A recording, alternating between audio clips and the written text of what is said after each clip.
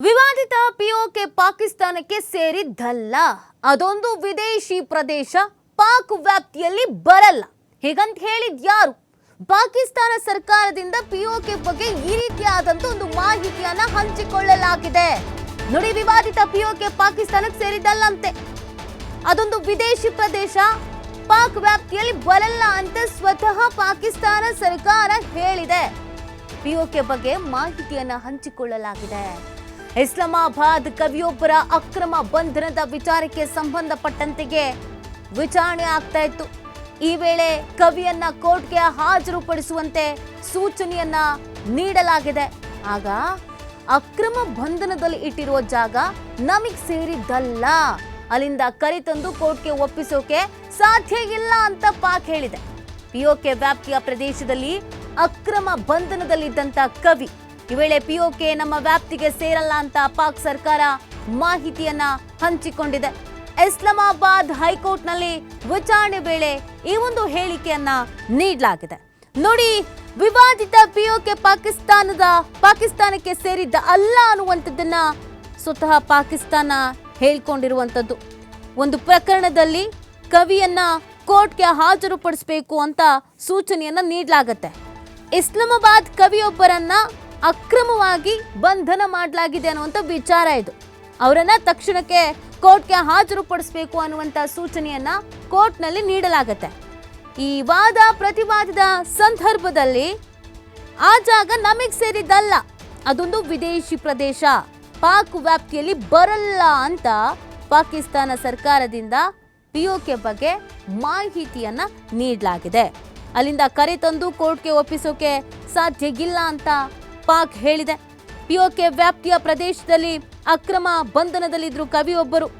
PoK ನಮ್ಮ ವ್ಯಾಪ್ತಿಗೆ ಸೇರಲ್ಲ, ಹಾಗಾಗಿ ನಮಗೆ ಅವ್ರನ್ನ ಕರ್ಕೊಬರಕ್ಕಾಗಲ್ಲ ಅಂತ ಪಾಕ್ ಸರ್ಕಾರ ಮಾಹಿತಿಯನ್ನ ನೀಡಿದೆ.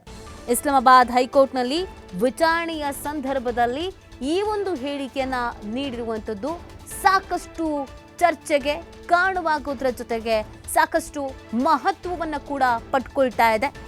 ಎಲ್ಲ ಕಡೆಯಲ್ಲೂ ಕೂಡ ಇದೊಂದು ಚರ್ಚೆ ಶುರು ಆಗ್ತಾ ಇದೆ. ವಿವಾದಿತ ಪಿಒಕೆ ಪಾಕಿಸ್ತಾನಕ್ಕೆ ಸೇರಿದ್ದ ಅಲ್ಲ ಅನ್ನುವಂಥ ವಿಚಾರವನ್ನ ಸ್ವತಃ ಪಾಕಿಸ್ತಾನ ಹೇಳಿಕೊಂಡಿರುವಂಥದ್ದು. ಅದೊಂದು ವಿದೇಶಿ ಪ್ರದೇಶ, ಪಾಕ್ ವ್ಯಾಪ್ತಿಯಲ್ಲಿ ಬರಲ್ಲ ಅಂತ ಹೇಳಿದೆ. ಈ ಒಂದು ಹೇಳಿಕೆ ಇದೆಯಲ್ಲ, ಇದು ಈಗ ಬಹಳ ಚರ್ಚೆಗೆ ಕಾರಣವಾಗ್ತಾ ಇರುವಂಥದ್ದು. ಪಿಒಕೆ ಪ್ರದೇಶಕ್ಕೆ ಸಂಬಂಧಪಟ್ಟಂತೆಗೆ ಏನೆಲ್ಲ ಬೆಳವಣಿಗೆಗಳು ಆಗಿತ್ತು ಮತ್ತು ಏನೆಲ್ಲ ಚರ್ಚೆಗಳು ಆಗಿತ್ತು ಅನ್ನೋದು ಎಲ್ಲರಿಗೂ ಗೊತ್ತಿರುವಂಥ ವಿಚಾರ. ಈಗ ಈ ಥರದೊಂದು ಸ್ಟೇಟ್ಮೆಂಟ್ ಕೊಟ್ಟಿರೋದು ಸಾಕಷ್ಟು ಕುತೂಹಲಕ್ಕೆ ಕಾರಣವಾಗ್ತಾ ಇದೆ, ಸಾಕಷ್ಟು ಮಹತ್ವವನ್ನು ಕೂಡ ಪಡ್ಕೊಳ್ತಾ ಇದೆ. ನೋಡಿ, ಇಸ್ಲಾಮಾಬಾದ್ ಮೂಲದ ಕವಿಯೊಬ್ಬರನ್ನ ಅಕ್ರಮ ಬಂಧನದಲ್ಲಿ ಇರಿಸಲಾಗಿತ್ತು. ಇದಕ್ಕೆ ಸಂಬಂಧಪಟ್ಟಂತೆಗೆ ವಾದ ಪ್ರತಿವಾದವನ್ನ ಆಲಿಸುವಂತ ಸಂದರ್ಭದಲ್ಲಿ ಈ ರೀತಿಯಾಗಿ ಪಾಕಿಸ್ತಾನವೇ ಹೇಳಿದೆ. ನೋಡಿ, ಇದು ವಿವಾದಿತ ಪಿಒಕೆ ಪಾಕಿಸ್ತಾನಕ್ಕೆ ಸೇರಿದ ಅಲ್ಲ ಅಂತ ಹೇಳಿಕೊಂಡಿರುವಂಥದ್ದು. ಇದು ಈಗ ಸಾಕಷ್ಟು ಮಹತ್ವವನ್ನ ಪಡ್ಕೊಳ್ತಾ ಇದೆ.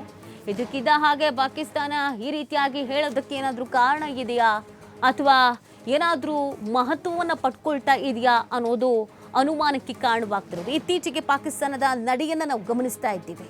ಮೊನ್ನೆ ತಾನೇ ತಪ್ಪು ಒಪ್ಕೊಂಡಿದ್ರು, ನಮ್ಮಿಂದ ತಪ್ಪಾಗಿದೆ, ಹೌದು, ಕೆಲವು ಷರತ್ತುಗಳನ್ನು ನಾವು ಭಂಗ ಮಾಡಿಬಿಟ್ಟಿದ್ದೀವಿ, ಕೆಲವೊಂದು ಷರತ್ತುಗಳನ್ನು ನಾವು ಫಾಲೋ ಮಾಡಿಲ್ಲ, ಕೆಲವೊಂದು ಒಪ್ಪಂದಗಳನ್ನು ನಾವು ಮುರಿದು ಬಿಟ್ಟಿದ್ದೀವಿ, ನಮ್ಮಿಂದ ತಪ್ಪಾಗಿದೆ ಅನ್ನೋದನ್ನು ಹೇಳಿಕೊಳ್ಳಲಾಗಿತ್ತು.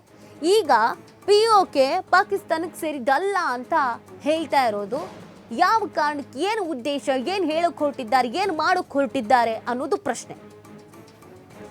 ಈ ಬೆಳವಣಿಗೆಗಳ ಬಗ್ಗೆ ಮತ್ತಷ್ಟು ಮಾಹಿತಿಯನ್ನ ನೀಡ್ತಾರೆ ನನ್ನ ಕೊಲೀಗ್ ಸೌಖ್ಯ ಲೈವ್ನಲ್ಲಿ ಜಾಯ್ನ್ ಆಗ್ತಾ ಇದ್ದಾರೆ. ಸೌಖ್ಯ, ಸಾಕಷ್ಟು ಮಹತ್ವವನ್ನು ಪಡ್ಕೊಳ್ತಾ ಇದೆ ಈ ಒಂದು ಸ್ಟೇಟ್ಮೆಂಟ್. ಸಡನ್ ಆಗಿ ಈ ಥರದೊಂದು ಸ್ಟೇಟ್ಮೆಂಟ್ಗೆ ಕಾರಣವೇನು ಅಂತ, ಏನೆಲ್ಲ ಬೆಳವಣಿಗೆ ಆಗ್ತಿದೆ ಪಾಕಿಸ್ತಾನದಲ್ಲಿ? ನೀತಿ, ಪಾಕಿಸ್ತಾನದಲ್ಲಿ ನಡೆದಿರುವಂಥ ಒಂದು ವಿಚಾರಣೆಯನ್ನು ನೋಡ್ತಾ ಹೋಗೋದಾದರೆ, ಪಾಕಿಸ್ತಾನದಲ್ಲಿ ಈ ಒಂದು ಕಾಶ್ಮೀರ ಕವಿ ಏನಿದ್ದಾರೆ, ಸ್ಥಳೀಯ ಕವಿ ಏನಿದ್ದಾರೆ, ಅಪಹರಣ ಆಗಿದ್ದಾರೆ ಅಂತ ಅವರ ಪತ್ನಿ ಒಂದು ಕಂಪ್ಲೇಂಟನ್ನು ಕೊಟ್ಟಿದ್ರು, ನನ್ನ ಪತಿಯನ್ನು ಹುಡುಕೊಡಿ ಅಂತ. ಅದಕ್ಕೆ ಸಂಬಂಧಪಟ್ಟಂತೆ ವಿಚಾರಣೆ ಆಗುವಂಥ ಸಂದರ್ಭದಲ್ಲಿ ಪಾಕಿಸ್ತಾನದಲ್ಲಿ ಈ ಕವಿಯ ಪರವಾಗಿರುವಂತಹ ವಕೀಲರೇನಿದ್ದಾರೆ ಇಮಾನ್ ಮಜಾರಿ ಎನ್ನುವಂಥವ್ರು ವಾದವನ್ನ ಮಂಡನೆ ಮಾಡ್ತಾ ಇದ್ರು. ಆ ಸಂದರ್ಭದಲ್ಲಿ ಆಗಿರುವಂತಹ ಡೆವಲಪ್ಮೆಂಟ್ ಏನಪ್ಪಾ ಅಂದ್ರೆ, ಕಾಶ್ಮೀರ ಏನಿದೆ ನಾವು ಕರೆಯುವಂಥ ಸಂದರ್ಭದಲ್ಲಿ ಪಾಕ್ ಆಕ್ರಮಿತ ಪ್ರದೇಶ ಕಾಶ್ಮೀರ ಅಂತೀವಿ, ಅಲ್ಲಿ ಕರೆಯೋದಾದ್ರೆ AJK ಅಂದರೆ ಆಜಾದ್ ಕಾಶ್ಮೀರ್ ಅಂತ ಕರೀತಾರೆ. ಅಲ್ಲಿ ವಾದವನ್ನು ಮಂಡನೆ ಮಾಡುವಂಥ ಸಂದರ್ಭದಲ್ಲಿ ಈ ಕಾಶ್ಮೀರ ಅನ್ನೋದು ನಮ್ಮ ಪಾಕಿಸ್ತಾನಕ್ಕೆ ಸೇರಿದ್ದಲ್ಲ, ಅವಿಭಾಜ್ಯ ಅಂಗನೇ ಅಲ್ಲ. ಹಾಗಾಗಿ ಇದು ವಿದೇಶಿ ಪ್ರದೇಶ ಆಗಿರೋದ್ರಿಂದ ವಿದೇಶಿ ಪ್ರದೇಶದಲ್ಲಿ ಅವರನ್ನು ಅರೆಸ್ಟ್ ಮಾಡಿದ್ದಾರೆ ಅಂತಂದರೆ ನಾವು ಹೇಗೆ ಇವರನ್ನು ಕೋರ್ಟ್ಗೆ ಪ್ರೊಡ್ಯೂಸ್ ಮಾಡೋದಕ್ಕಾಗತ್ತೆ ಅಂತ ಲಾಯರ್ ಪ್ರಶ್ನೆ ಮಾಡಿರುವಂಥದ್ದು ಇದೀಗ ಸಾಕಷ್ಟು ಚರ್ಚೆಗೆ ಕಾರಣ ಆಗ್ತಾ ಇದೆ. ಹಾಗಾದರೆ ಇಲ್ಲಿವರೆಗೂ ಕೂಡ ಪಾಕಿಸ್ತಾನ ಹೇಳ್ಕೊಳ್ತಾ ಇತ್ತು ಕಾಶ್ಮೀರ ನಮ್ಮ ಪ್ರದೇಶ, ಅಂದರೆ ಎಲ್ಲೆಲ್ಲಿ ಈ ಗಡಿಗಳನ್ನು ಹಂಚ್ಕೊಂಡಿದೆಯೋ ಆ ಎಲ್ಲ ಪ್ರದೇಶಗಳನ್ನು ಕೂಡ ಇಲ್ಲಿವರೆಗೂ ಎಷ್ಟೊಂದು ಪ್ರದೇಶಗಳನ್ನು ತನ್ನ ಪ್ರದೇಶ ಅಂತ ಹೇಳ್ಕೊಂಡಿದೆ, ಅದರಲ್ಲಿ ಕಾಶ್ಮೀರ ಕೂಡ ತನ್ನ ಪ್ರದೇಶ ಅಂತ ಹೇಳ್ಕೊಳ್ತಾ ಇತ್ತು. ಇಲ್ಲಿವರೆಗೂ ಹೀಗೆ ಹೇಳ್ಕೊಳ್ತಾ ಇದ್ದಂಥ ಪಾಕಿಸ್ತಾನದಲ್ಲಿ ಈ ರೀತಿಯ ಒಂದು ಡೆವಲಪ್ಮೆಂಟ್ ಏನಿದೆ, ಒಂದು ರೀತಿಯಾಗಿ ಕೋರ್ಟ್ನಲ್ಲೂ ಕೂಡ ನ್ಯಾಯಾಧೀಶರಿಗೂ ಒಂದು ರೀತಿ ಅಚ್ಚರಿಯ ಬೆಳವಣಿಗೆ ಅಂತಾನೆ ಅನಿಸ್ತು. ಆ ಸಂದರ್ಭದಲ್ಲಿ ನಡೆದಂಥ ಬೆಳವಣಿಗೆಗಳನ್ನ ನೋಡೋದಾದ್ರೆ, ಈ ಕಾಶ್ಮೀರದ ಕವಿ ನಾಪತ್ತೆ ಆಗಿದ್ದಾರೆ ಅಂತ ಪತ್ನಿ ಕಂಪ್ಲೇಂಟ್ ಕೊಟ್ಟಿದ್ರು, ಮತ್ತೆ ನನ್ನ ಗಂಡನನ್ನ ಹುಡುಕೊಡಿ ಅಂತ ಹೇಳಿದ್ರು. ಅದಾದ ಬಳಿಕ ಕವಿಯ ಪರವಾಗಿರುವಂಥ ಇಮಾನ್ ಮುಜಾರಿ ವಕೀಲರೇನಿದ್ದಾರೆ ವಾದ ಮಂಡನೆ ಮಾಡುವಂಥ ಸಂದರ್ಭದಲ್ಲಿ ನಮ್ಮ ಈ ಕಕ್ಷಿದಾರರನ್ನ ಅಪಹರಣ ಮಾಡಿದ್ದಾರೆ ಅಂತ ಕೂಡ ಅವರು ಈ ಅಂಶವನ್ನು ಪ್ರಸ್ತಾಪ ಮಾಡಿದ್ರು. ಆ ಸಂದರ್ಭದಲ್ಲಿ ಅಪಹರಣ ಆಗಿಲ್ಲ, ಕಾಶ್ಮೀರದಲ್ಲಿ ಅವರನ್ನ ಫಿಸಿಕಲ್ ರಿಮ್ಯಾಂಡ್ ಮಾಡಲಾಗಿದೆ. ಆದರೆ ಈ ಕಾಶ್ಮೀರ ಪ್ರದೇಶ ಏನಿದೆ ನಮ್ಮ ದೇಶದ ಅವಿಭಾಜ್ಯ ಅಂಗಲ್ಲ, ವಿದೇಶಿ ಪ್ರದೇಶ. ಹಾಗಾಗಿ ಅಲ್ಲಿ ಅರೆಸ್ಟ್ ಮಾಡಿರುವವರನ್ನ ನಾವು ಹೇಗೆ ಕೋರ್ಟ್ಗೆ ಪ್ರೊಡ್ಯೂಸ್ ಮಾಡೋದಕ್ಕಾಗತ್ತೆ ಅಂತ ಪ್ರಶ್ನೆ ಮಾಡಿದ್ದಾರೆ. ಹಾಗಾಗಿ ಈಗ ಹಾಗಾದರೆ ಕಾಶ್ಮೀರ ಅನ್ನುವಂಥದ್ದು ಪಾಕಿಸ್ತಾನದ ಅವಿಭಾಜ್ಯ ಅಂಗ ಅಲ್ಲ ಅನ್ನೋದನ್ನು ಅವರೇ ಒಪ್ಕೊಂಡಂತಾಗಿದೆ. ಇಲ್ಲಿವರೆಗೂ ಕೂಡ ಪಾಕಿಸ್ತಾನಕ್ಕೆ ಸೇರಿದ್ದು ಅಂತ ಕಾಶ್ಮೀರದ ಬಗ್ಗೆ ಹೇಳ್ಕೊಳ್ತಾ ಇದ್ರು. ಆದರೆ ಈಗ ಸದ್ಯಕ್ಕೆ ಈ ಪ್ರಕರಣದಲ್ಲಿ ಆಗಿರುವಂಥ ಡೆವಲಪ್ಮೆಂಟ್ ನೋಡ್ತಾ ಇದ್ರೆ ಕೊನೆಗೂ ಪಾಕಿಸ್ತಾನ ಕಾಶ್ಮೀರವನ್ನು ಈ ಕಡೆ ನಮ್ಮ ಇಂಡಿಯಾಕ್ಕೂ ಸೇರಿಲ್ಲ, ಪಾಕಿಸ್ತಾನಕ್ಕೂ ಸೇರಿಲ್ಲ, ಅದು ವಿದೇಶಿ ಪ್ರದೇಶ ಅಂತ ಒಪ್ಕೊಂಡಂತಾಗಿದೆ. ಹಾಗಾಗಿ ಅಟಾರ್ನಿ ಜನರಲ್ ಇಸ್ಲಾಮಾಬಾದ್ ಹೈಕೋರ್ಟ್ನಲ್ಲಿ ನಡೆದಂಥ ಈ ವಿಚಾರಣೆಯ ಮಹತ್ವದ ಬೆಳವಣಿಗೆ ಏನಿದೆ ಸಾಕಷ್ಟು ಚರ್ಚೆಗೆ ಕೂಡ ಗ್ರಾಸವಾಗ್ತಾ ಇದೆ. ಕವಿಯನ್ನು ಹಾಗಾದರೆ ಅಪಹರಣ ಮಾಡಿದ್ದಾರೋ ಅಥವಾ ಈ ಗುಪ್ತಚರ ಇಲಾಖೆಯಿಂದ ಅವರನ್ನು ಫಿಸಿಕಲ್ ಆಗಿ ರಿಮೈಂಡ್ ಮಾಡಿರೋದಕ್ಕೆ ಕಾರಣ ಏನು ಅನ್ನುವಂಥ ಕುತೂಹಲ ಕೂಡ ಈಗ ಹುಟ್ಕೊಂಡಿದೆ ನೀತಿ. ಓಕೆ, ಈಗ ಪಾಕಿಸ್ತಾನದ ನಡೆಯನ್ನ ಕಳೆದ ಕೆಲವು ದಿನಗಳಿಂದ ನಾವು ಗಮನಿಸಿದಾಗ ಒಂದಷ್ಟು ಬದಲಾವಣೆಯನ್ನ ನೋಡ್ತಾ ಇದ್ದೇವೆ. ಮೊನ್ನೆ 28ನೇ ತಾರೀಕು ಮಾಜಿ ಪ್ರಧಾನಿ ನವಾಜ್ ಶರೀಫ್ ಅವರು ಒಂದು ಸ್ಟೇಟ್ಮೆಂಟ್ ಅನ್ನ ಕೊಡ್ತಾರೆ. ಲಾಹೋರ್ ಒಪ್ಪಂದದಲ್ಲಿ ನಾವು ಅನ್ಯಾಯ ಮಾಡಿದ್ದೀವಿ ಭಾರತಕ್ಕೆ ಅಂತ, ಅಂದ್ರೆ ನಾವು ಆ ಒಪ್ಪಂದವನ್ನ ಫಾಲೋ ಮಾಡಿಲ್ಲ ಅಂತ 25 ವರ್ಷಗಳ ಬಳಿಕ ಅವರು ಸತ್ಯವನ್ನು ಒಪ್ಕೊಳ್ತಾರೆ. ಯಾಕೋ ಇತ್ತೀಚೆಗೆಲ್ಲೋ ಪಾಕಿಸ್ತಾನದ ನಡೆ ಬದಲಾಗ್ತಾ ಇದೆ. ಇಲ್ಲಿವರೆಗೂ ನಾವು ಶಕುನಿ ರೀತಿಯಲ್ಲಿ ಅಥವಾ ನರಿಬುದ್ಧಿಯನ್ನು ಪ್ರದರ್ಶನ ಮಾಡುತ್ತೆ ಪಾಕಿಸ್ತಾನ ಅನ್ನೋದನ್ನು ಹೇಳ್ತಾ ಇದ್ವಿ. ಬಟ್ ಸಡನ್ ಆಗಿ ಒಂದಷ್ಟು ಬೆಳವಣಿಗೆಯನ್ನು ನೋಡ್ತಾ ಇದ್ದಾಗ ಪಾಕಿಸ್ತಾನ ಏನು ಸಂದೇಶ ಕೊಡೋದಕ್ಕೆ ಹೊರಟಿದೆ ಅಂತ ನೀತಿ, ಈಗ ಒಂದಷ್ಟು ಗಡಿ ವಿಚಾರಕ್ಕೆ ಸಂಬಂಧಪಟ್ಟಂತೆ ಪಾಕಿಸ್ತಾನ ಹಾಗೂ ಭಾರತದ ನಡುವೆ ಒಂದಷ್ಟು ಕಗ್ಗಂಟು ಇದೆ ಗಡಿ ವಿಚಾರಕ್ಕೆ. ಅದೇ ರೀತಿಯಾಗಿ ರಾಜಕೀಯವಾಗೂ ಕೂಡ ಒಂದಷ್ಟು ಕಗ್ಗಂಟಿದೆ, ಮತ್ತು ಕ್ರಿಕೆಟ್ ವಿಚಾರದಲ್ಲೂ ಕೂಡ ಒಂದಷ್ಟು ಕಗ್ಗಂಟಿದೆ. ಈ ಎಲ್ಲ ವಿಚಾರದಲ್ಲೂ ಕೂಡ ಹಿಂದಿನಿಂದ ಕೂಡ ಪಾಕಿಸ್ತಾನ ಮತ್ತು ಇಂಡಿಯಾದ ನಡುವೆ ಒಂದು ರೀತಿಯಾಗಿ ವಾಕ್ಸಮರ ನಡೀತಾನೆ ಇದೆ, ಕೋಲ್ಡ್ ವಾರ್ ನಡೀತಾನೆ ಇದೆ. ಆದರೆ ಈ ಬೆಳವಣಿಗೆಗಳನ್ನು ನೋಡ್ತಾ ಇದ್ರೆ ಒಂದು ಕಡೆ ಪಾಕಿಸ್ತಾನದ ಪ್ರಧಾನಿ ಹೇಳ್ತಾರೆ ನಾವು ಇಲ್ಲಿವರೆಗೂ ಕೂಡ ನಮ್ಮ ನಡೆ ತಪ್ಪಾಗಿತ್ತು, ನಾವು ಮಾಡಿದ ತಪ್ಪು, ಒಂದಷ್ಟು ನಿಯಮಗಳನ್ನು ಮುರಿದಿದ್ದೇವೆ ಅಂತ. ಇನ್ನೊಂದು ಕಡೆ ಪಾಕಿಸ್ತಾನದಲ್ಲಿ ನಡೆದಂಥ ಈ ಪ್ರಕರಣವನ್ನು ತನಿಖೆಗೆ ಎತ್ಕೊಂಡಂಥ ಸಂದರ್ಭದಲ್ಲಿ ವಕೀಲರು ಹೇಳ್ತಾರೆ ಈ ಪಾಕಿಸ್ತಾನ ದೇಶಕ್ಕೆ ಕಾಶ್ಮೀರ ಸೇರೇ ಇಲ್ಲ ಅಂತ.